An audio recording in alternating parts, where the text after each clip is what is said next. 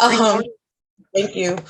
So welcome everyone. I'm Nikisa Jackson. I am by trade a registered nurse, but I also am the executive director of Aniyah Space. So before we get started, I want y'all to say in the comments, y'all can hear me and y'all can see me. I just want to make sure that my tech is good, my Wi-Fi is good, because ain't nothing worse than be talking and can't nobody hear you and can't nobody see you, right? Thank you. I see a hand, a thumbs up in the comment, in the chat there. All right. So welcome everyone. So we are going to get started. So before I do anything, I love to do icebreaker. So I know many of you talked about like where you're from. So we're going to play this quick game called Myth or Fact. Seems so simple, but just participate with me and let's learn something new or something you already know. Just use this as an opportunity to test your own knowledge, what you may or may not be able to do, right? So my first one, you put in the comments, it's a myth or a fact.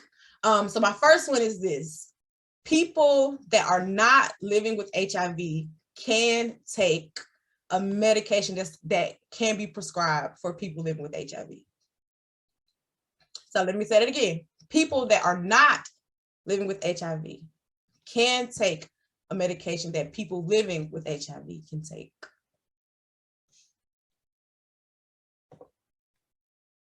Fact.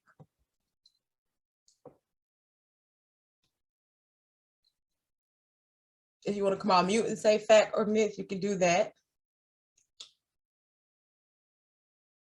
Myth, okay.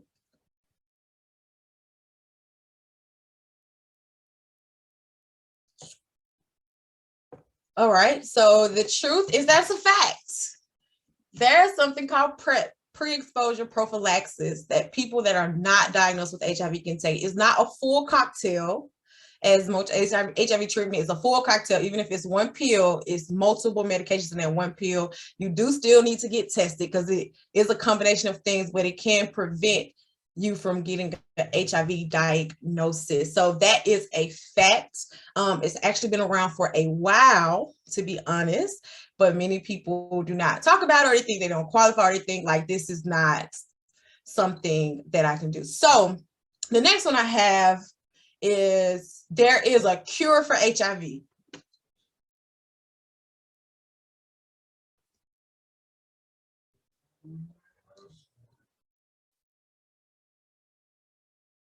Myth.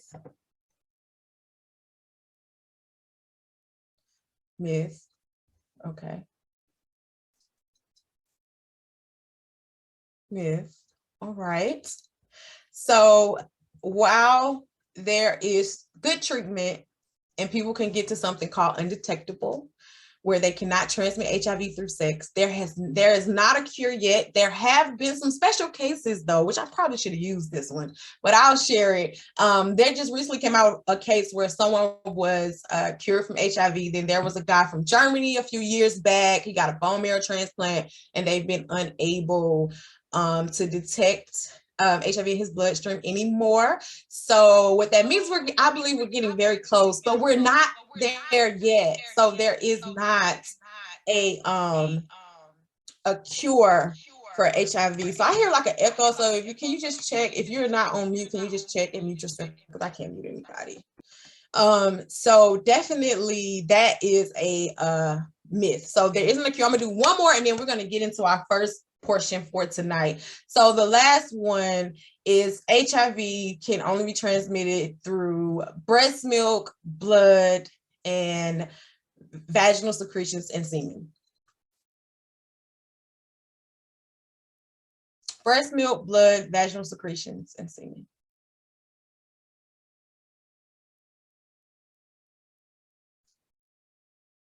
All right, so I love this question because it is a fact. I forgot rectal fluids and things like that. So you can't now, this is the thing.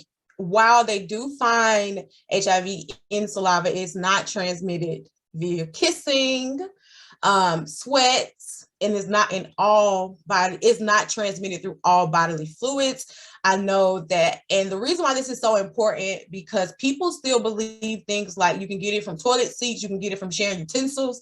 I've heard stories about people's families bleaching everything after they touch a thing or after they do something, because there's so much stigma and their people are just not aware of they haven't gotten an update, meaning most of the stuff was never true, but when it came out, people just don't know. So if you think about what's happening with COVID, right? When COVID first came out, it was, oh, you don't need to wear a face mask. Then it was, oh, you need to wear a face mask. Oh, it's like they were just finding things out. So they just made a lot of things and said things that were not true. And what happened was, although we progressed with research and things like that, people's thoughts, myths about HIV did not progress. So one thing that tonight that we're going to do is we're going to hear from some amazing people that are living with HIV who have amazing stories tonight. We're going to hear some spoken word. We have some giveaways that we're going to be giving throughout the night. So you have to be here to get the giveaway. So we just thank you all for coming, and we're going to get to the next portion. We have some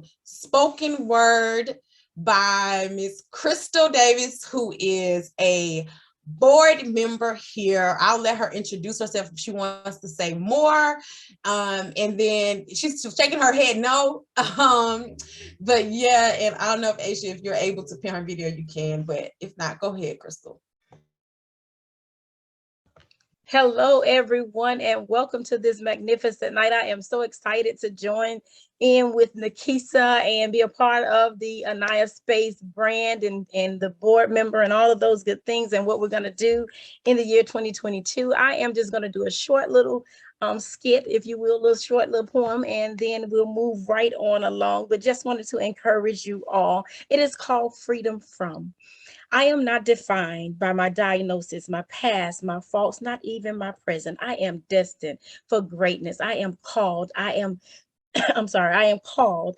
I am loved. I am confident. I am bold. I made choices, but the choices did not make me. I am still forgiven. I am still chosen. I am still loved.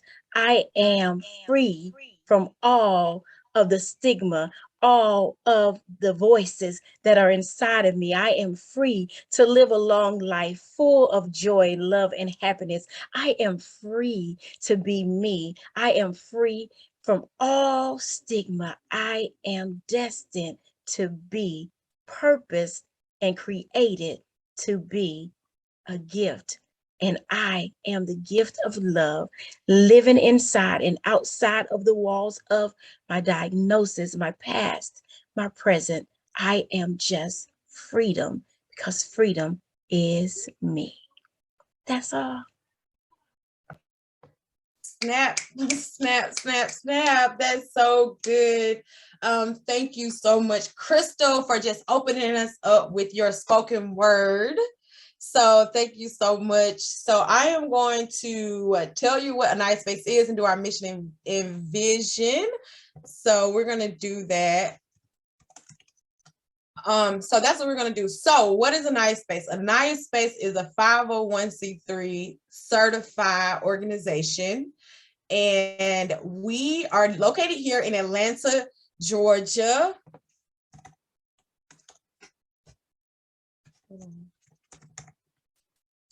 We are located here in Atlanta, Georgia, and we provide holistic care services to women living with HIV. So we do that a few ways. We do that with support groups. So we have an online support group, which we are trying to get in person. So we are working on opening a physical location so that women living with HIV here in the city of Atlanta could be supported more in person. We also do community events. This is like an example of a community event, but we did have one in person in June, which was amazing.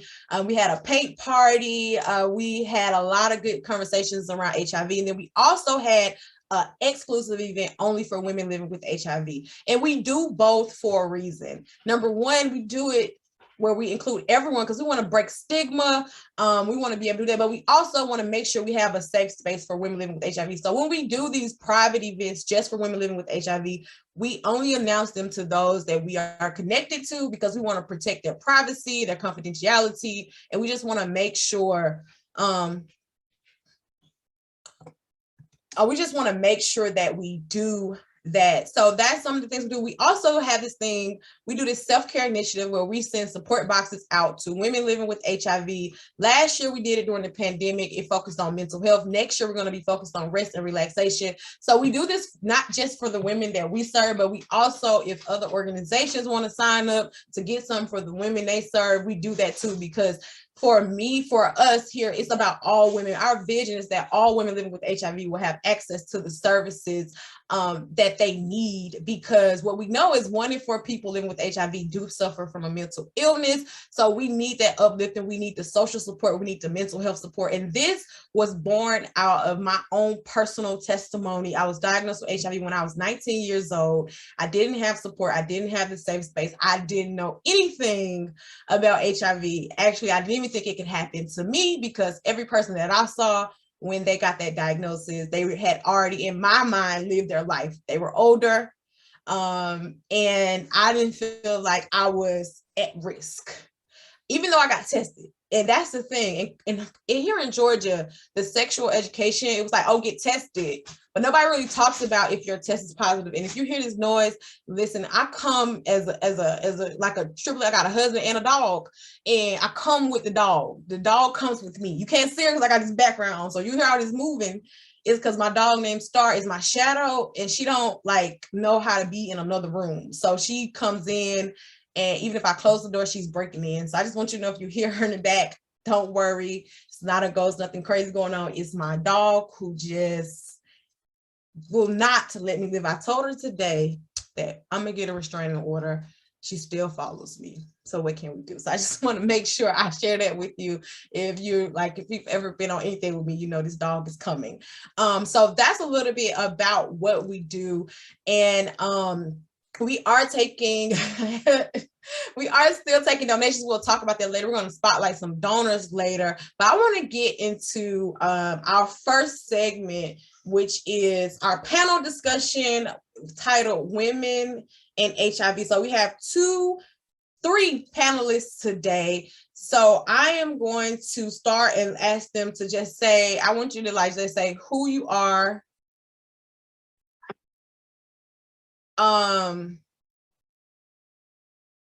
Okay, hold on. Eventbrite, she can't watch it on Eventbrite. She has to come on Zoom. It's not streaming anywhere else. So if you could send her the link that you got, that'll get her on. And I feel like you're texting me the name of your mother. I thought she was in here, but I could be wrong. I could have got her name mixed up. So I'm sorry, I was asking somebody a question. So we have 3 people. Okay, Crystal, you got a question? No, not a question. I was going to tell you that's why it logged me off, because Eventbrite did have a link and say you can log in this way, and it wouldn't let me hear anything. So then I logged off and went to the Zoom link. Oh yes, I don't know why it's doing that. I'll try to send another email out with it directly. I don't know why it's doing that, but that explains a lot. So thank you very much. I'll send another email. I'll say, make sure you use this link. Okay, Eventbrite, count your days. Okay, it's over with for you. So I'll make sure I fix that, and I'll do that when we get this panel started. So what I want you to do is I'm gonna start with Lexi. That's just how the order that I read. I want you to just introduce yourself and tell a little bit about yourself. And after the panelists introduce themselves, we'll get started. So we'll start with you, Lexi. All right. Well, hello, everybody. My name is Lexi B. I am a faith-based life coach and podcaster. I don't know how we're going to tell our stories a little later, but basically I serve the world by helping women trauma survivors turn their pain into purpose. Thank you so much. Destiny Smith, would you like to introduce yourself? Tell us a little bit about yourself. Sure. I am Destiny Smith. I am a published author, entrepreneur, HIV advocate. Like she said, we're going to be telling our stories later. But I also have a business where I help youth and young adults living with HIV just be able to live in their truth. Okay, Dorinthia. So I'm Dorinthia. I'm an HIV advocate. I also own a business, Matter Over Mind, Change for Change. Advocacy was is a part of Matter of Mind. But however, I'm an author. I'm a singer, songwriter, rapper, and I was born HIV positive. And you get to hear my story a little bit later. Okay. Cool. Thank you so much. So those are our three panelists. So we're going to get to talk to them tonight. I do have some questions, but if you have questions, I'll give you an opportunity to ask questions too. So the first thing I want you all to share is I want you to just share your story about finding out about your HIV diagnosis. And whichever one of you want to go first, we would love for you to just go and pick, and whoever come off mute is yours. So just share your story about being diagnosed with HIV, whatever you feel led to share, and whatever you're comfortable sharing, because sometimes I think with sharing your story, people think they're entitled to every ounce of your story, and they're not. So they're entitled to what you want to share about your story. So I just want to make sure I say that, because I think sometimes that happens, and it's a respect, and you share what you want to share about who you are in your story about being diagnosed. So I'll give it to you, Lexi, because you come up here. All right. Well, I'm gonna try not to cry because I always get emotional sharing this story. But I was actually diagnosed back in 2013. I had just moved to Florida with my son's father, thinking I was gonna, build this business, have this life. And just a few months afterwards, I had to go to the Planned Parenthood, and they told me that I came back, the HIV preliminary test was positive. And so immediately that kind of took me into a downward spiral, and the relationship, which was already rocky to begin with, started to become even more violent. I ended up leaving that relationship a year or so later, but I did not leave it alone. I left with a bunch of depression and anxiety and feeling like I was just worthless. And so for probably the next 6 years, I struggled again with depression, anxiety. I'm talking about not being able to leave my house, isolating myself from people, cutting myself off from relationships that really meant the world to me. And I just became this shell of a person. And I am a God's girl. If y'all can see my shirt, it says, "God don't play about me." I don't play about him either. And one thing that I learned is, when my son was probably about 5 or 6 years old, I'll never forget hearing his voice. I remember asking God to please heal me. I don't want to do this. And I started to see the effects actually rub off on my son. And so I was praying to God, like asking him, what should I do? How should I do this? What is my next step? And he told me that this could end with me. And so what he meant by that is that I was going to be the one that would break the generational curse of mental health problems, depression, anxiety, something that had been plaguing my family for as long as I can remember. And then that is when he gave me the idea for my podcast, which is called God Plus Girl. Now that podcast really started off as personal therapy for me being able to finally be seen and heard and get my story heard, right? But I did not share my story about HIV probably about 4 months after.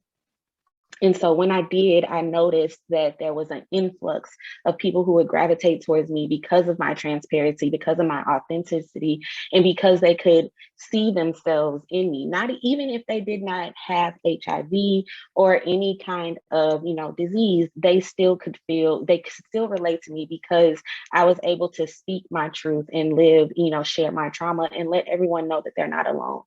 And so since then, that podcast has gained thousands of listeners every month that are actually, when I say this, it brings me kind of a lot of joy and tears at the same time, because I cannot believe that God has allowed something so painful to be so powerful. And that's kind of like my entire message. Your pain is powerful. But I now help thousands of women each month on this podcast reach their breakthrough, heal emotionally, understand their feelings, and become their best version of themselves so they can attract everything that God has for them. And this year, he's also planted in me to start my life coaching business, which I now help women as a one-on-one coach really dig deep into their trauma. So when we talk, we are talking all about how their trauma affects them. Because one thing that I realize is that not a lot of people understand that the things that they've been through in their past, how it affects them in their day-to-day life. And so that's really my main mission right now, is to serve women, to not only let them know that they are powerful, but to know that there is a life that is purposed, and a life that is just, that God has, I'm sorry, I'm trying to get it all twisted up, but a life that God has planned for you, that is something that is good. I know there's a lot of us who feel as if we keep going through these things time after time again, and we don't see the light at the end of the tunnel. And sis, I'm just here to tell you that it is possible. Happiness, it awaits you. Thank you so much. That was so good. Just thank you. I'm just excited to ask you more questions, but who would like to share next, Dorinthia or Destiny? One of y'all gotta go. Oh, there you go, Dorinthia. Go ahead. I'll go. So definitely share a story with us. Yeah, definitely. So, as y'all know, if you guys do not know, I am a vertical. And if you don't know what the word vertical means, I was just vertically transmitted at birth. I grew up in a home where HIV was not mentioned. People shunned it. And as I grew older to understand what HIV was, it was just like, okay, HIV is something that can kind of take my life. I am a mother of 3, y'all. So please excuse the background. I have my babies here too as well. But over the years, like, I thought, okay, HIV is just something that I have. And my parents say, take this medicine, you're sick. And I'm just like, I'm sick. I ain't even gonna say parents, my guardians. My mom died when I was like 4 years old. So growing up without a mother, my father was never around. He was in and out, drug dealer. So HIV is not the brunt. Wasn't the brunt of my problems. It was more a concern of like, yeah, I'm gonna leave it right there because I'm about to share everything you're gonna ask. But I do want to say that so much of me have grown to the point where it's like, I didn't know I can be here. I didn't want to be here. I pulled away so many times. I put my life on hold when it came to HIV. I told all my friends, like, I'm not doing advocacy. I got overwhelmed in just trying to express that I am a vertical and one of the communities that are forgotten. Like, abandonment issues was one of my problems because I didn't know, okay, first, abandoned by my father. My mother's not here, that's an abandonment. And then I'm living with HIV and not knowing it. And that's an abandonment. I don't know what's really to say, but I know God, me and Nakesia talked earlier, right? And I was just telling her, I was like, listen, I didn't even tell her, she told me. She was like, God told me to tell you, like, it's gonna be okay. Like, I haven't left you and stuff. So I'm just like, God, you're right. So I was just like, you can hear, because God had just told me the other day, I haven't left you. And it didn't start with HIV. That's why I wrote a book called HIV Doesn't Define Me, I Defined It, Process to the Promise. Sometimes the process be hard, but the promise is guaranteed. And HIV, I kept pulling away from it because it's my area. The devil tried to make me like stop doing it. I am so over HIV. I am so over HIV. It's just personally, like, I feel like I shouldn't be here, not in this space. Just being a vertical, man, growing up is hard. You neglected by parents, neglected by friends, because HIV was a scary thing for everybody. Now we living in a generation where so much science is out, we undetectable. But, I'm saying a little bit too much, Nakesia. Go ahead. You share your story. You're fine. No, I'm okay. If you need a break, that's fine. If you need a break, just say you need a break. It's okay. I'm done. Okay, no problem. Thank you so much. I was trying not to cry over here. And so thank you. So Destiny. Oh, before I just Go ahead, want to go ahead. say the when she said the process may be Yes. hard, but the promise is guaranteed. Baby, look. Yes. Okay, I'm sorry. Oh but no, I just you're want to. fine. Dorinthia keeps the word. Okay, Dorinthia keeps the word. She has the word. Destiny, you want to share your story, and then we're gonna hop into some questions. Ooh, child. I'm over here gonna cry already, y'all. I'm soft. But yeah, so I'm Destiny. I was actually diagnosed in 2017, about 25 days from today, actually, the day after Christmas. I was pregnant with my second child, and they kept calling me to come in after my appointment, after I got tested for everything. I was actually working 2 jobs, so I just didn't have the time. So I just let them know I'll make it when I can make it. That didn't work for them because obviously it was something serious. So the health department came to one of my jobs while I was working. I mean, I told her it was okay. She didn't just pop up. We had a conversation. I was like, yeah, I can't just be, I got kids to take care of, I can't just be not coming to work. So yeah, I actually found out while I was at work. After she told me, I didn't believe her for a second. I got out of her car and I went back to work. And I broke down like somebody died. So they tried to send me home, but if I would have went home, I know like it would have hit a little harder. So I just wiped my face. I went back to work, finished my shift. But then when I got off, my car ran out of gas. So I had to call my sister to come get me. And we were in the middle of a conversation. I mean, like she was laughing at everything. And I was just like, I got HIV. And that just ended the whole conversation. She hugged me. I'm soft. I'm sorry.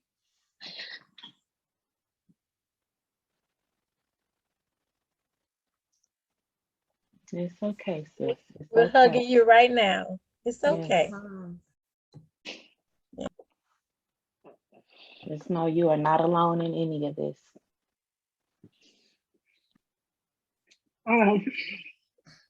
She hugged me and she just let me know right there that I wasn't by myself. So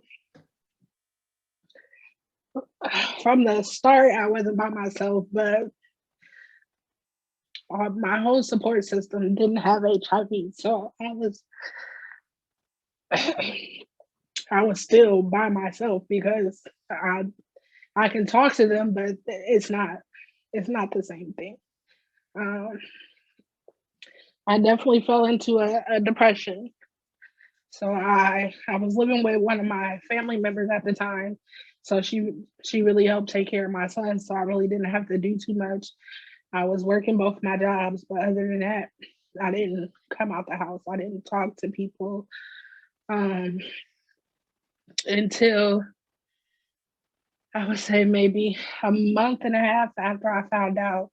I was at home by myself with my son, and he had to be crying for maybe an hour and a half, like right in front of my face. And I didn't notice.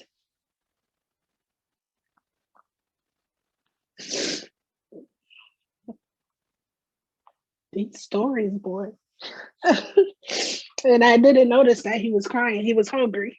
And like once I got out of the zone that I was in, that depression was over with. Like I couldn't just sit there depressed. I'm pregnant. I already have a son I need to take care of. So then I ended up finding support groups, people to talk to. The very first support group I went to, not gonna lie, was a bunch of old people. It kind of threw me off. I went a few times. It was in person. And it definitely helped because then I got to see like people have this, and I got to meet a man who's had it since like I want to say like the 70s. Like the man that lived through it all. And that when it first came out, they really didn't have all the medicines we have and things of that nature. So he's made it a while. So that helped a lot. But then I got online and I started looking for people who look like me, like Nikisa and all these other speakers. And I found a platform called the Well Project. And I was able to start blogging, and that really helps me. I was able to meet different women that have HIV, and then it was like I wasn't really by myself. Yeah, I had a support system, but now I got a support system full of different women who look like me, older women who I can call when I just need to vent and talk about different things. It's going on 4 years now. I've been HIV positive, and I still get depressed, so I still need people to talk to, and it helps a lot. 2020, I think, the beginning of 2020, I published a book called Living My Truth, and I was able to just tell my story in the different paths of my life that took me to the point where I was 22, pregnant with a second child, still basically single, and now I'm HIV positive. So from the beginning of my book, I'm talking about just me, the stage from me being inside of my mother, and the fact that her and my dad were both addicts. And even when I was writing my book, and my mom helped me a lot, so I got to see like, dang, I was going through some stuff when I was a kid that I never really paid attention to. And as I got older, it kind of hit. So like with my dad, I'm still to this day a daddy's girl. I love my dad to death, but I was seeing things 100% differently than my mom was. And I definitely, now that I'm older and I was able to have that moment with my mom, I understand why I was picking the guys I was picking, or doing the things I was doing, or just laying up with people just to feel an extra little piece of love. And now I'm out here with HIV from somebody that I thought loved me, though they didn't even tell me their situation. So yeah, and off all of that, publishing a book, I was able to actually open a business also called Living My Truth. It's just, Living My Truth is now just a full brand to be able to help youth and younger adults, and also African American women living with HIV be able to live in their truth, understand that we're not alone. People do love us. It's okay to vent. It's okay to talk about it. It's okay to have a conversation about HIV, because the conversation needs to be had. One of my love languages, whether it's a friend, a boyfriend, a mom, my auntie, I am very touchy-feely. Like, I need to be hugged. I need to be, like, touch me, hug me, let me know stuff is okay. And when I told my mom, the first thing she did when she got off work, and it had to be like 1:30, 2 o'clock in the morning, was come to my house and give me a hug, like a 10-minute hug. And that's just something I need. So to be able to have a support system to let me know, like, and also to let other people know, like, HIV it's contagious, but it ain't contagious. Like, bro, we can hug. It's all right. Ain't nothing gonna happen if you give me a hug. I give the same bear hugs I've been giving since 1995, and they're not going nowhere. But yeah, that's my story. I don't want to keep crying in your ears. Thank you. Thank all of you for sharing your stories. Even though I've heard pieces, that was just so powerful, and I already see so many similarities. I just want to remind you to take your time. If something is too much, it's okay. I think the other questions are a little lighter, but you never know. Y'all had me, and I don't know if you've noticed about me, I don't cry that easy. Like, you could tell me something and I'm like, I might feel it, but crying, no. But y'all all had me about to like tear up, and I was like, I was like, it's okay. It's okay. It's all right. So just sending virtual hugs. So the question I want to ask, and any of you can take this question, is what I want to ask all of you to do some level of advocacy work in your own way. And I love that, like Lexi has a podcast, Marinthia has the Mind Over Matter organization, where she helps youth. And also I know that Destiny, you have, or you do Living My Truth, you have some other stuff going on and things like that as well. So what I want to ask, what are some of the issues for women living with HIV that you've seen in your work, or that you've seen even with yourself? So that's the question that I want to pose. So can I take? Go ahead. Yeah, go ahead. Okay, well, I was just going to say the one thing that I see a lot of issues with is the lack of representation when it comes to women, specifically Black women living with HIV. And I see this, like, I see that everyone else is catered to. They speak to the Black men, they speak to, they speak to all these other organizations, but it's really hard for us to see ourselves in it, which is also hurts us when it comes to sharing and connecting with other people who may understand. And so I think that is maybe one of the biggest issues, is the lack of representation for Black women living with HIV overall within media or in the world, period. That is my number one. I'm trying to fix that as we speak. And I definitely agree Go too. ahead. As well. Yeah, I definitely agree as well. We do have lack of representation, but also we have a lack of showing up for each other. So that's all I wanted to add to her. That's it. Destiny, did you want to say anything? Okay, cool. Yeah, I have to agree just about the lack of representation, because I didn't see any other African-American women living with HIV until I came out and shared my status. So that's a part of the reason why I do what I do, because I don't feel like everyone's not called to this. I don't know if any of you come to prophetic planning for your day, but we talked about this morning that some people are graced to share a part of their testimony and help other people in the area. And some people are just not. That's not their call. So everybody's not called to do HIV advocacy work in the way that we do it, in the different ways that we all do it and participate. So I think lack of representation is a real thing. And that is why I feel like this is a perfect opportunity. God set this up, right?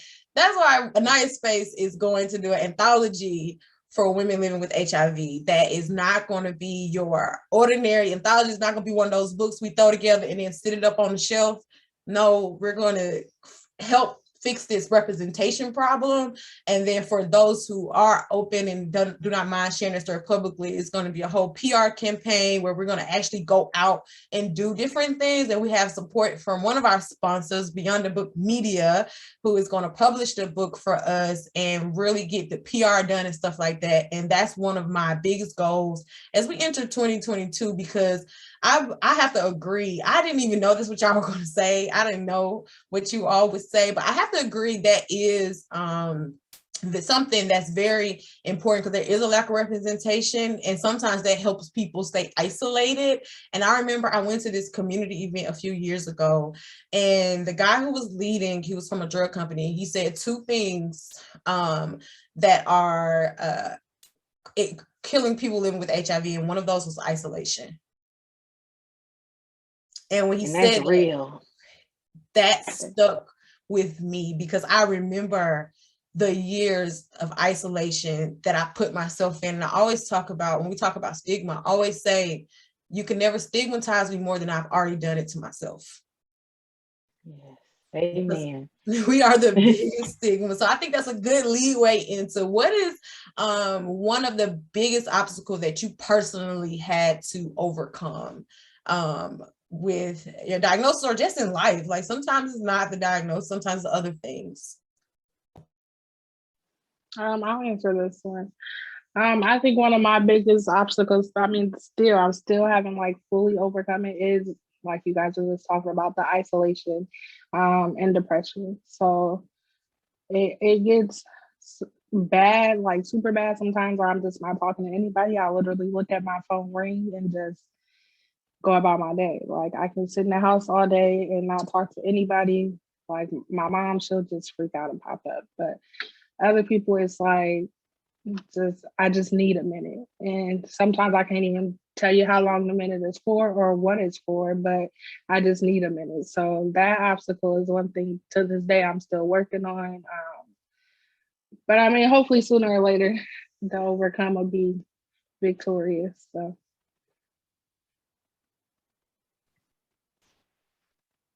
So I would say my biggest obstacle was my self-worth. That was something that I already struggled with before. I came from a really toxic household. And so my self-worth was already like on the edge.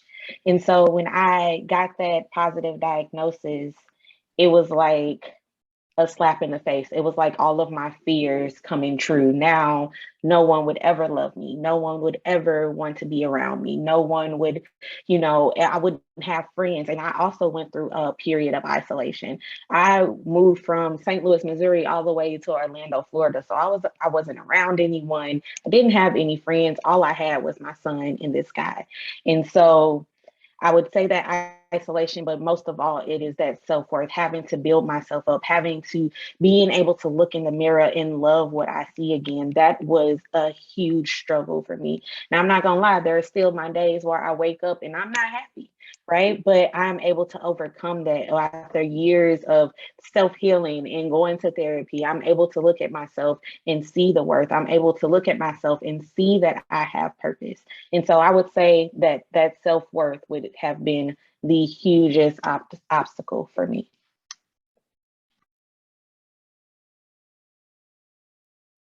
Go ahead, Dorinthia. I think I saw you try to raise your hand. No. That was an accident. Apologies. Oh, okay, cool. You're good. Okay. So yeah, I thank you for bringing that forth, especially like isolation, self-worth, mental health. That's a real thing, especially after HIV diagnosis as well, and just in life sometimes, general life. These can be things that we all find ourselves having to just work on. So today is World AIDS Day, right? So that's why we're doing this. This is Sister Story Circle World AIDS Day edition, because we've done this before in person, actually back in 2019 before the pandemic came, and it was 3 days. It was in person. It was a lot. I don't know, one day we'll get back to that, but not soon.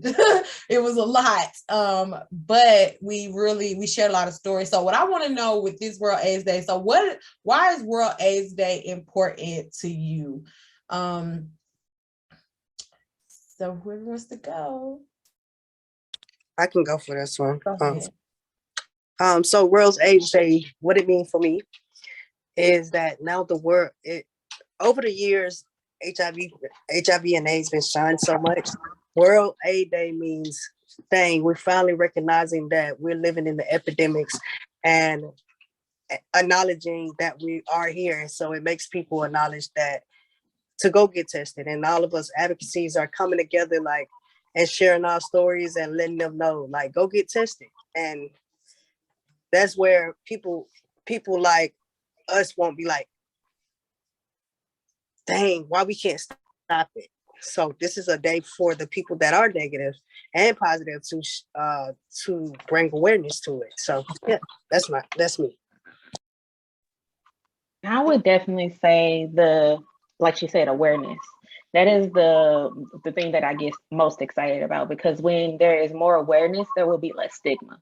And I think that a lot of us, those who are not positive, could use education on, like you said, some people still think that you can get it from a toilet seat or touching a door handle, right?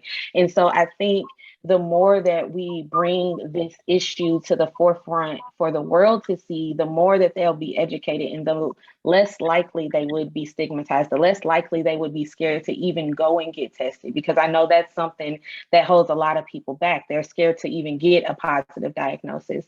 So maybe if they know more, there'll be less stigma and hopefully less spread.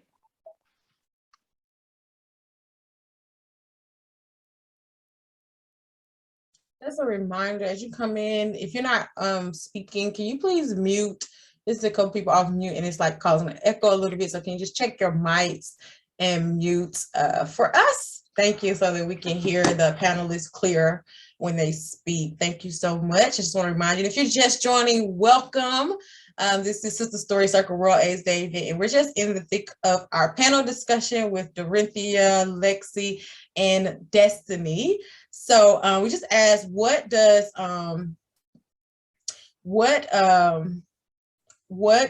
World AIDS Day mean to you? So I'll answer to, for me, it's just a kind of similar to what you said. It's another opportunity to bring awareness, get people tested, and it's also another opportunity to remember those that we've lost. Because one thing, when this started, most people were finding out they had an AIDS diagnosis, not an HIV diagnosis. So it was, now they're calling it advanced or late stage HIV. One thing we're working on in this community is the language. So the language has changed. Yes.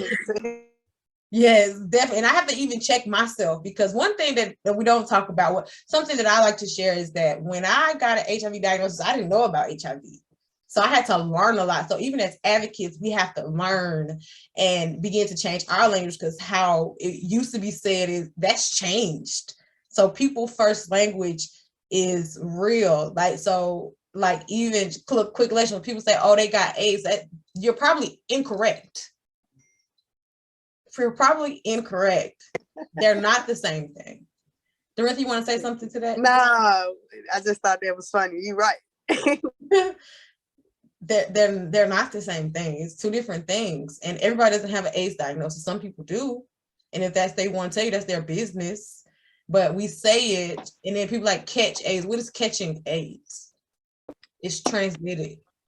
I would definitely say that I did not know anything about HIV when I got my diagnosis. When they told me that I was HIV positive, I thought I was dying. I knew nothing about it. It was not something that was spoken about within my family, within my friend circle. Just like you thought, like it couldn't happen to me. I wasn't worried about it.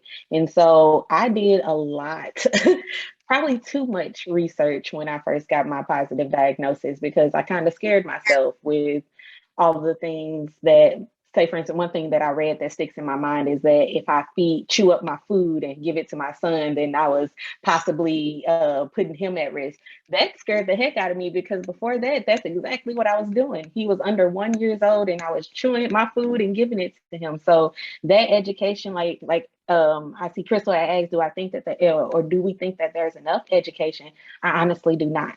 I don't think that there's enough education at all, but that is why all of us are here. All of us advocates are here, because we're doing something to change that. Absolutely. I definitely agree. Even with breastfeeding, like that has changed. That is so dope for me, because I didn't get a chance to breastfeed neither one of my kids. HIV has advanced, the research has advanced like crazy.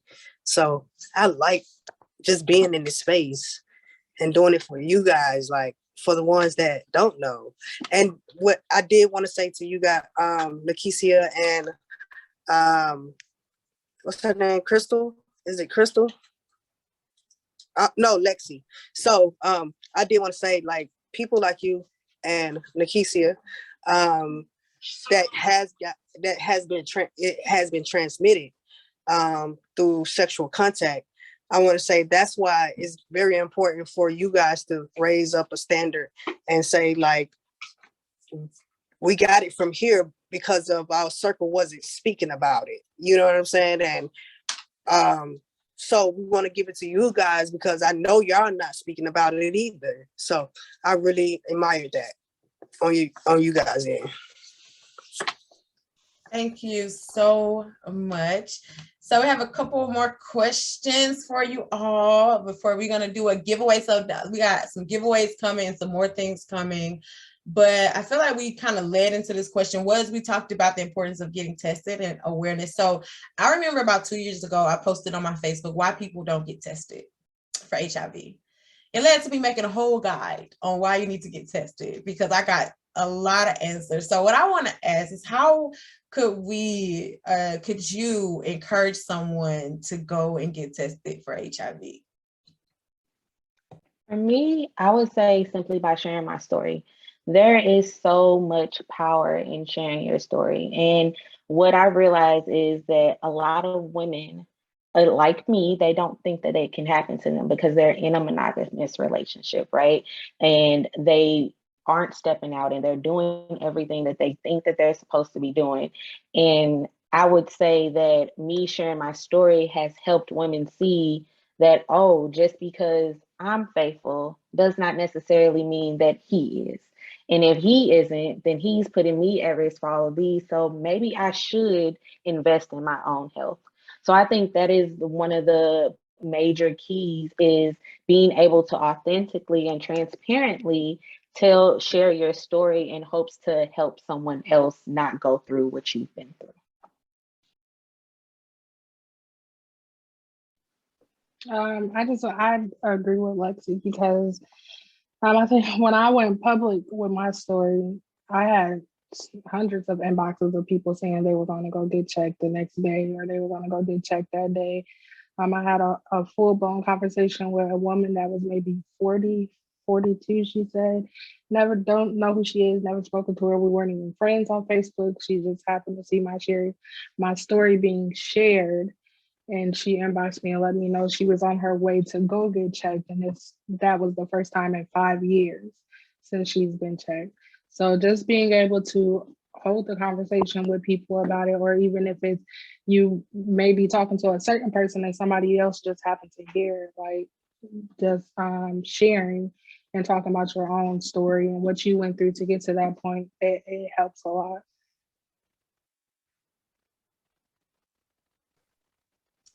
Okay, well, thank you. So got a couple more questions. And if you have questions, you can put them in the comments. And if you want to direct it towards somebody, you can just put their name next to it. We'll get to them. So one thing that you all have in common is that you all are mothers.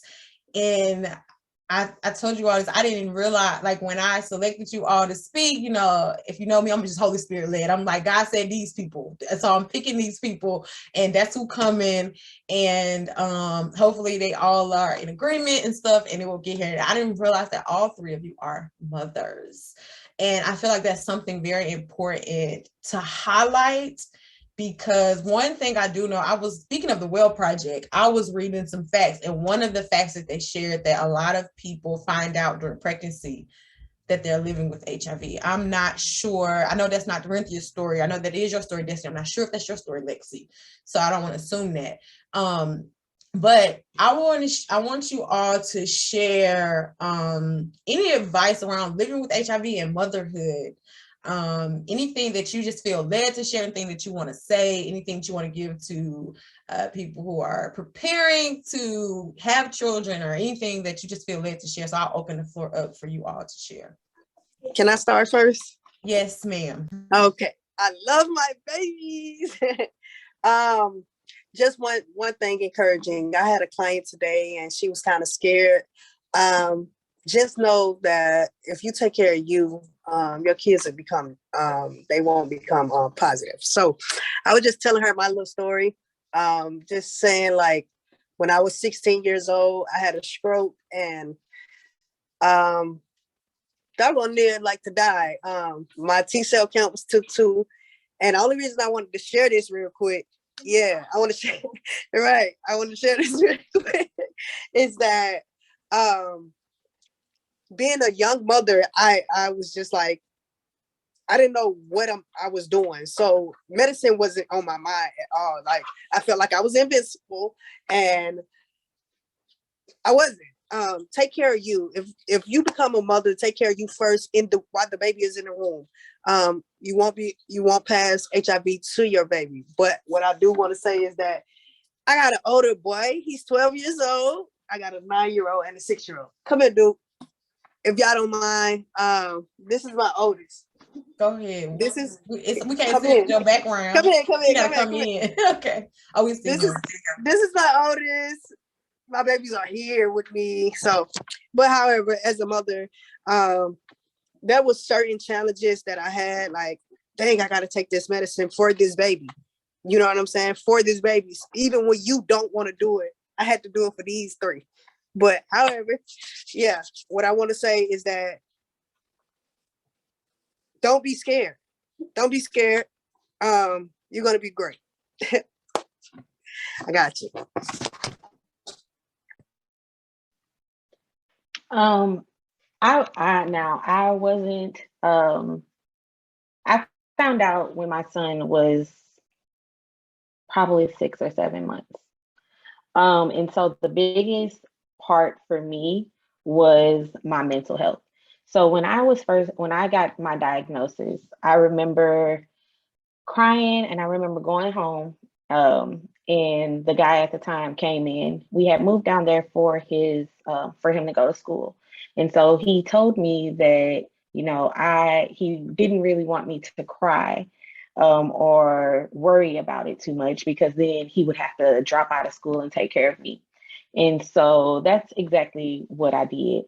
And I felt like that isolation, that is what caused my depression. That is what caused me to feel as if I couldn't talk to anybody. And it eventually got violent because of that.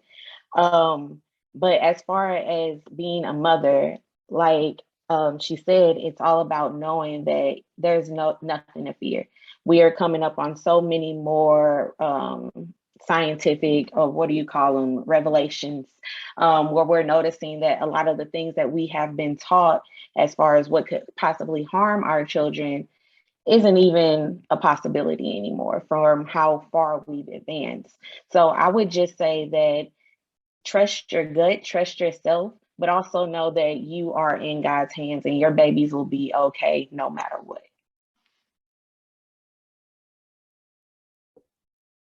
Well, thank you so much. That is a really good question. Are there any support groups for family members? So that is something that actually has been near and dear to my heart. So I know who you are, Charlotte. I'll let you know if I find something. There are some that have like allies. We do, Aniyah Space does have an open, it's a Facebook group that's open for allies and things like that to get their question and answers and things like that. But we haven't formally started like having the support meetings or anything. But I'll definitely see if I can find some more resources, because that's a very good question. I don't know if any of you three know of some, but that's what I got as far as support. Okay, so my last question for you all, so thank you all for coming, do you want to, any last words or anything you want to share with someone who may be newly diagnosed with HIV? Because we have to talk about that here, because number one, this will be shown now on YouTube, and also we never know, because HIV doesn't have a face, so you never know who is in silence with a new diagnosis of HIV. So I would love for all three of you to just share any advice for a newly diagnosed person, and or any last words you want to say before we close this portion of the event. So I can go first. My advice would be to talk to someone. It doesn't, if you're not into therapy, it doesn't have to be a therapist, but find a trusted friend, or your significant other, whoever that case may be, family member. But don't try to do this alone. There's no reason for you to try to do it alone. Let me just say that. I tried it myself. I tried to do everything on my own. I tried to keep the secret to myself, and it caused me to spiral out. And I also want you to know that this does not mean that it is the end of your life. No, things may change. You may be a little different. And that is all. I don't want to say it's all in your head, but that is all things that can be changed. The way that you think about yourself, the way that you think about your diagnosis, the way that you think that other people are going to look at you is all in your head. And so my advice again would be to speak to someone who could help you get into support groups, get into therapy, find your tribe, your group of friends, talk to a family member, but do not try to do this alone. There's no need. There's all these support groups. There's all these resources that are dedicated just for that. So if you are newly diagnosed, I would even say you can hit me up. I'm always answering my DMs. Shane, if you want to follow me, it's at the Lexi D, but I'm always opening my DMs. I talk to people who are newly diagnosed. I talk to people who may not even have HIV, but also deal with other types of trauma like childhood trauma or domestic abuse. I talk to you all, right? And I'm here. I'm a listening ear because I know what it's like to have to go through this alone. I know what it's like to not have someone to talk to understand.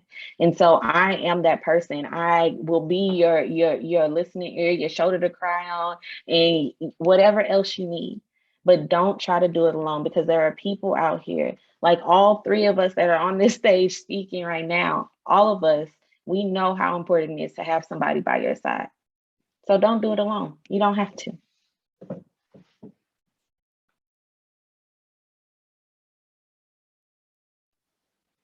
I'll piggyback off of Lexi. That was kind of my advice also. Not to do it alone. Don't be afraid to reach out and talk about it. I think the best thing I ever did was get a mentor. Nikisa was my mentor. Still is. Like, I know if I call her or text her at any time, she responds without a problem. I probably wouldn't have got out of any of my depression if I didn't have her when I first was diagnosed. I would say she probably became my mentor maybe five or 6 months after I found out. She was one of the very first people I spoke to that looked like me, that understood what I was going through. So yeah, just find, it can be one person. If that's all you need is one person, find that one person, because it helps, and you'll get through it a lot better if you're not trying to do it by yourself. I definitely agree with both you guys. Also as well, I feel like I have a lot of clients that are newly diagnosed, and we go through many stages of hurting. We might go through denial. I was just talking to a client today. She was just like, I'm still hurting from that. Feel though, like, don't allow your emotions to be one feeling. Let your emotions flow. Try not to get too much in denial, because it can protect you from your T cells, your CD4. Just take your time, like, and feel.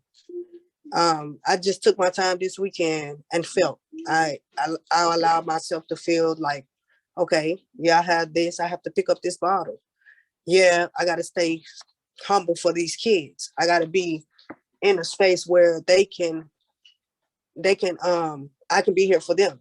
I felt this weekend. So feel. Make sure you have every emotion that is possible, because we stick to one emotion and then be like, I only mad because he did this or she did this. That ain't gonna help. Cry about it. If you allow yourself to feel, that's my advice. Also, as well, I agree with the ladies as well. Get support. I don't trust everybody. Don't trust everybody now. Everybody is not trustworthy. For real. They'll get your stuff and run with it. Find you somebody in your circle that you can really trust. I work for Emory University, and I work as a peer mentor. And I tell these women, like, find you a group. They don't even want to disclose to their family sometimes. Get to a point where you feeling, dang, my mom is not doing it. My dad is not doing it. Get somebody to help you through the process. Or you can come to Emory if you're pregnant, and I'm a peer mentor. So you come holler at me real quick. But that's all I got. I'm laughing all off mute. I thought I was on mute, my bad. So thank you all for sharing. Thank you all for doing this.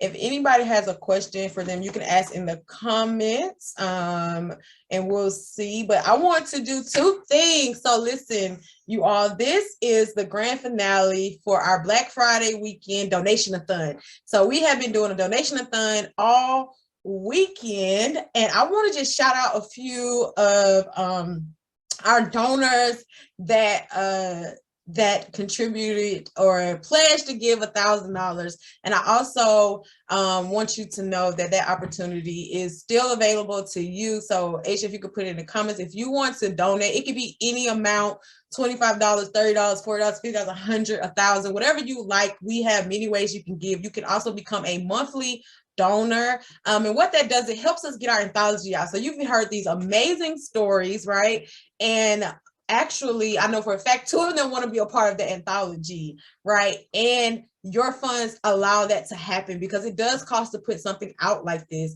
and your funds could directly sponsor them to be a part of the anthology.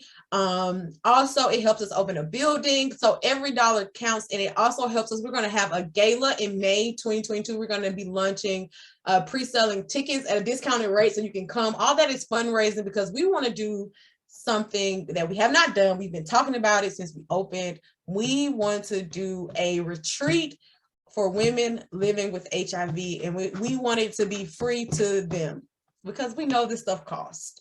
But we want them to be able to come without having to worry about how to get there, without worrying about how they gonna lodge, how they gonna eat. We want to be able to provide everything. They only have to worry about whatever they want to spend outside on souvenirs, or if they want to go do something. And it would be a weekend full with skills training, in-person support groups, time to relax, and things like that. You know, we talked about the isolation, so we'll be solving that problem. We also just talked about what is it like being a mother. We talked about mental health, and the retreat can really help with that. So if you would like to give, it's all in the comments. You can go ahead and give tonight. If you like, you know what, Nikisa, I don't have it tonight, you want to pledge, you can send me a message and I'll take your pledges. And then what a pledge is, you just say, you know what, Nikisa, I'm gonna give $500. I'm gonna give it to you over time. I'm gonna have it to you by the end of the month. Whatever that is, you can let me know and I'll take those as well. So I want to shout out a few sponsors, and then guess what we're gonna do? We got a giveaway. We got a giveaway, and then we're going to get ready to go into our next we got another segment in just a moment called Ask the Doctor, where we're going to have a medical doctor come on, and you can ask her any questions you want to ask. I have questions. We're going to talk about sexual health because it's very important, because when we think about HIV, Dorinthia shared her story how she was diagnosed at birth, right? She talked about that, but I know me, Destiny, and I think Lexi, we all share our story, and we contracted HIV through heterosexual contact of sex, right? Through having sex, and all I knew was to get tested. So there may be some questions you want to ask even more in depth about HIV.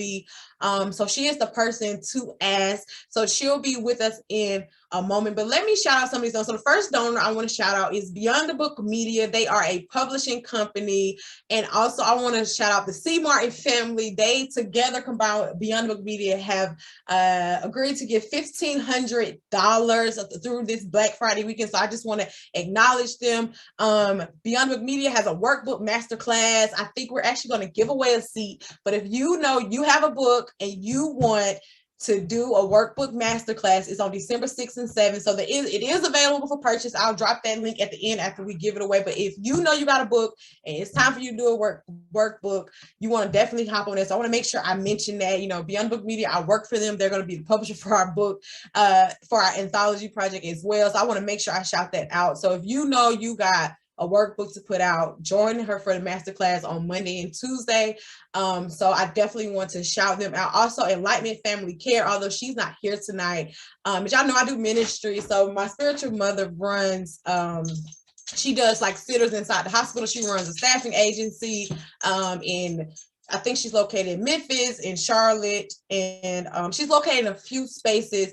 And Enlightenment Family Care, they have agreed to give $1,000. Then we have an individual donor, Ladora Stribling. She has agreed to give $1,000. And then we got some Facebook people who donated. Crystal donated $500, who was just on. And we had a few other people that donated just on Facebook. So every dollar counts, and we just appreciate every donor that we have had. So I wanted to make sure I shouted them. I wanted to make sure that I shouted them out. Let me send this text real quick before I do this first giveaway. So I'm about to do a giveaway, you all. So Aisha has randomly generalized these people who won. She told me their names, so nobody knows who's winning. But I have 2 winners. So the first thing we're going to give away, I'm going to share. Aisha, can you click share screen? Well, I guess I won't be sharing the screen, y'all. I can't fight with this thing today. Let me see if I can put it in my background. Hold on, so I can show you the first thing. I can't fight with technology on this day. I think this is it. So this is our first, okay. You see that book?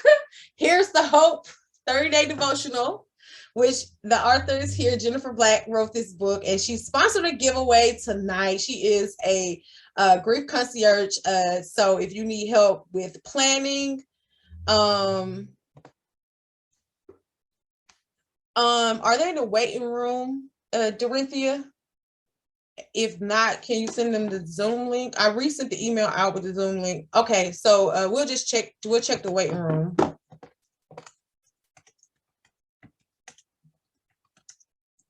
We'll check the waiting room.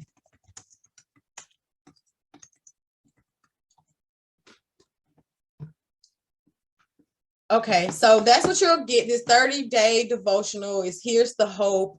30-day devotional to bring healing while grieving, by Jennifer Black. She has an amazing grief business, and she has sponsored this giveaway. And the winner, if you're ready for the winner, just put in the comments that you're ready. Just put in the comments that you're ready.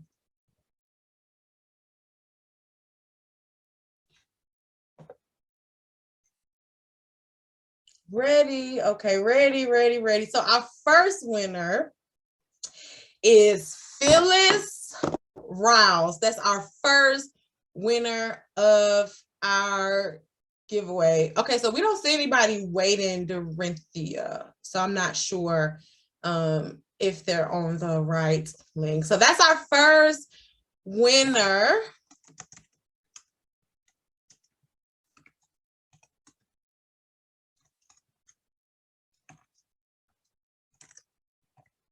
So that is our first winner for tonight. So congratulations. So Phyllis, if you could just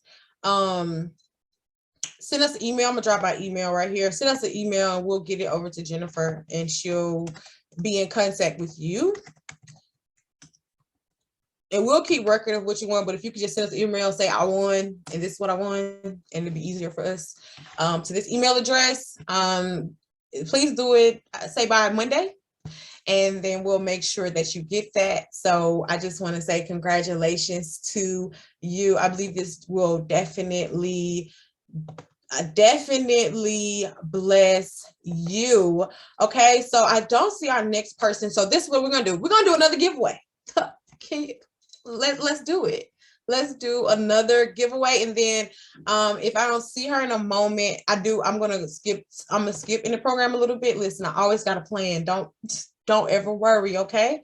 So we're gonna do another giveaway. Let me get the picture of what it is first, because I think that's fun. All right. So for our next giveaway, we're going to give away, let me choose the background.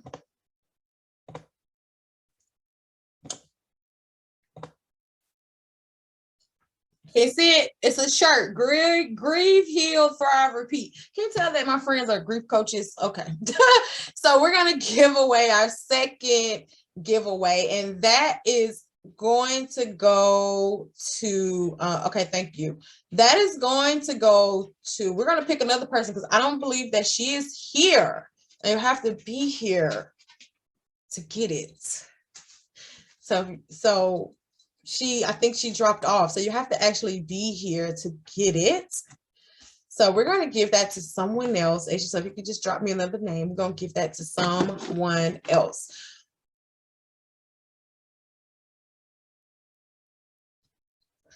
All right, so while we get that together, I'm going to change so we're going to give it to Ashley. So Ashley, you have won this shirt. It says Grieve, Heal, Thrive, and Repeat. And she said you can get it in the crew neck. So if you could just shoot me an email at the same email address.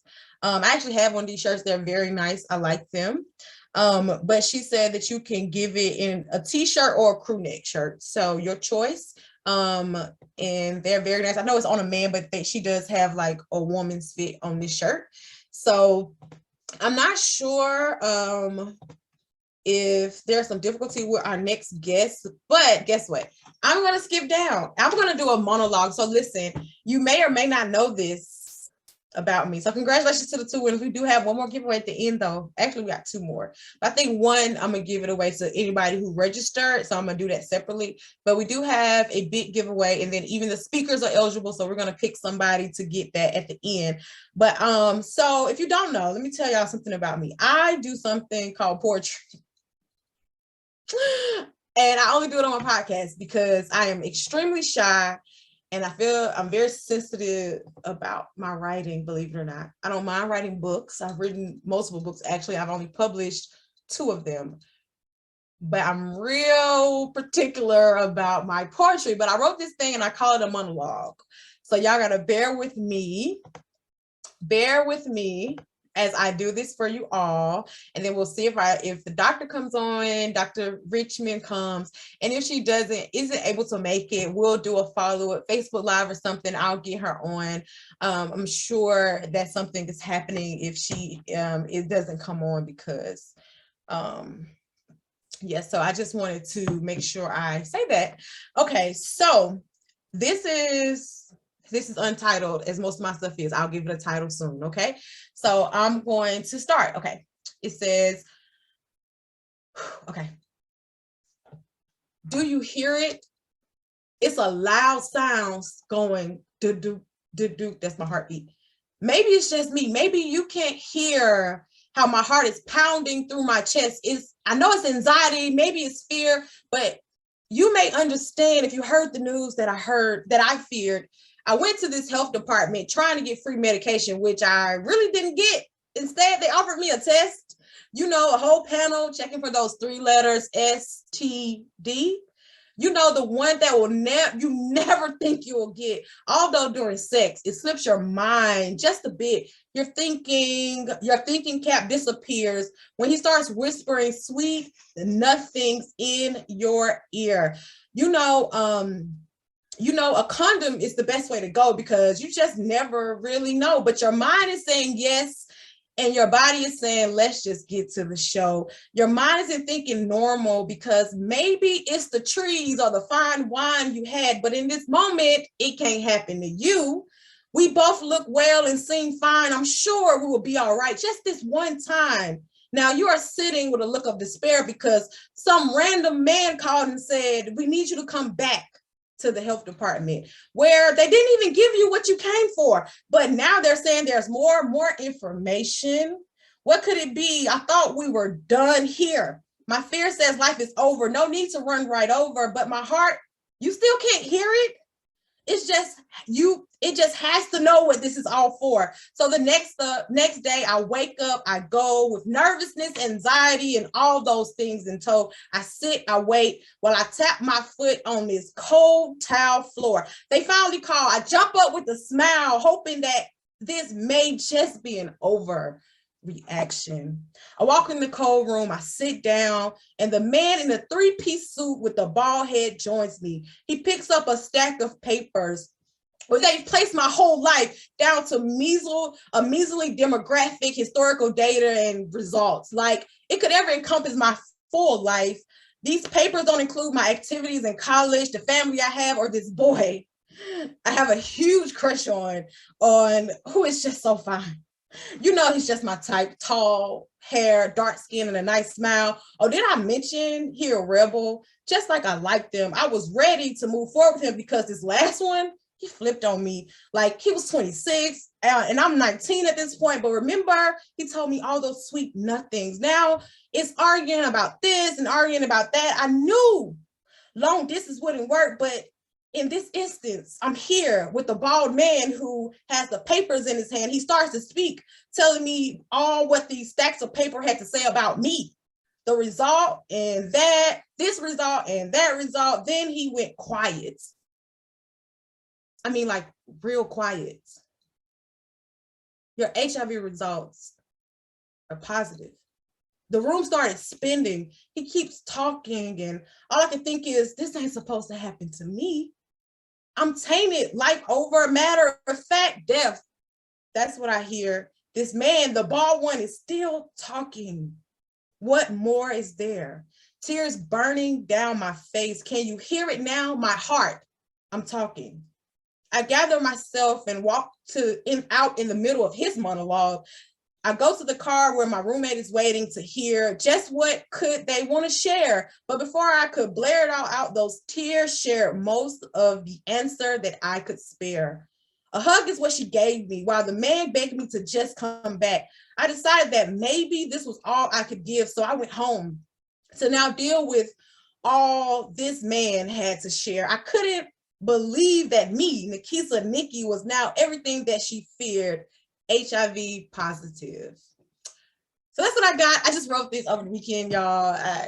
One day I'll look at people when I read my stuff. But I wanted to share that with y'all. I said I was going to share this monologue. I've been talking about it all weekend. And yeah, that was my first one. And I wanted to share. It's just a unique way to share my story. I feel like arts is so important. So I'm going to assume that something happened with our last guest. So if you have, thank you. So if you have any questions about HIV, you want to ask me, you want to ask any of our speakers, we would love to answer your questions, any questions about sexual health. I want to remind you that we are taking donations still. I just want to thank all of you for coming out on a Wednesday evening to just spend time with us and to really hear these stories. And we do have one more giveaway. And we're going to give away, a space to the Workbook Masterclass that's coming out December 6th and 7th. So it is Monday and Tuesday. It is a live class. I don't know if they'll be replays. So since it is next week, I need you to kind of send me an email by tomorrow. And we have already selected that person. So if you are ready, I just want you to put ready in the comments so that we can give that away. Let me tell you what this Workbook Masterclass is. What you'll do is 2 nights, it's 2 hours per night. And what you'll do is Chanel, which is the founder and CEO of Beyond Book Media, will teach you how to create a workbook and then give you an opportunity to actually put it together. So yeah, a workbook, it could go with a book you already written. It could be your first product, whatever you want it to be. I'm not sure about replays, like I said, but it is a live class. I'll be there helping her to lead the class. And I actually thought she was only going to give a book, to be honest, because she has a book. I was like, she's just going to give a book. And she didn't. This is what she wanted to give. So I just need you to make sure you email me by tomorrow, before the weekend's over, so you can get everything you need by Sunday, so you can start Monday.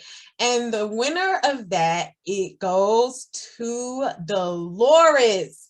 You have won the Workbook Master Class. Congratulations. Make sure you email us, admin at aniyahspace.org. Make sure you email us. And so that we can get you what you need. Okay, she says she is coming. So listen, we worked it out. So if you want to hang out, Dr. Richmond says she is coming. So we'll give her a couple minutes to come. So if you want to donate, listen, we're gonna drop the donation stuff again. If you're like, Nikisa, I got $5, that'll work for us. We'll take that. We have a lot of exciting things to come, so make sure y'all are following us over on Instagram. And I want to say this is another opportunity to win something. So if you have registered, we'll randomize the names of people who registered, and we'll pick like 3 people. So we'll give each person a couple days to to respond. If they don't respond, we'll pick the next one. So be looking out for that, because we will do one more giveaway just as a thank you for all of you taking the time to register to be here. I don't take it lightly. I just thank you all for supporting the work that we're doing for women living with HIV. It does matter. It does make a difference. And I know that y'all all don't always get an opportunity from here to hear from some of them. So I hope this was an opportunity just to hear different stories, because I'm not the only one doing the work. There are many of us doing the work, and I love creating platforms like this because I get to amplify voices of other women living with HIV. Is something I think that it's a gift for Nikisa. I just have a gift to know like who need to speak, where to be at. I don't know what that is. It's from God. And I love to do that. And so if you know someone living with HIV who might need support, you definitely can send them my way, or send them over to our Instagram page and things like that. And they can just come at their own timing. You never want to rush anybody in their own timing. And I believe one of our speakers talked about, I think it was Dorinthia, talked about how people didn't even tell their families. I was one of those people that most of my family found out when I did a YouTube video. Some people in my family knew, but I was exhausted. I was just ready to do what God told me to do. I was like, I'm exhausted, and yeah, that's it. And I need to get this over with because it's taking a little bit too long. So that's definitely how some of my people found out, and you know, I got through it. They love me. That's all I can say. I got through it. All right, y'all. So if y'all have any questions, you can ask me. And Dr. Tarara Richmond is coming. Just give her a moment. But if you have any questions, if you can go get some water real quick, because you're not going to want to miss this part. Thank you so much for your donation, Charlotte. We really appreciate it. Just saw it come through my phone.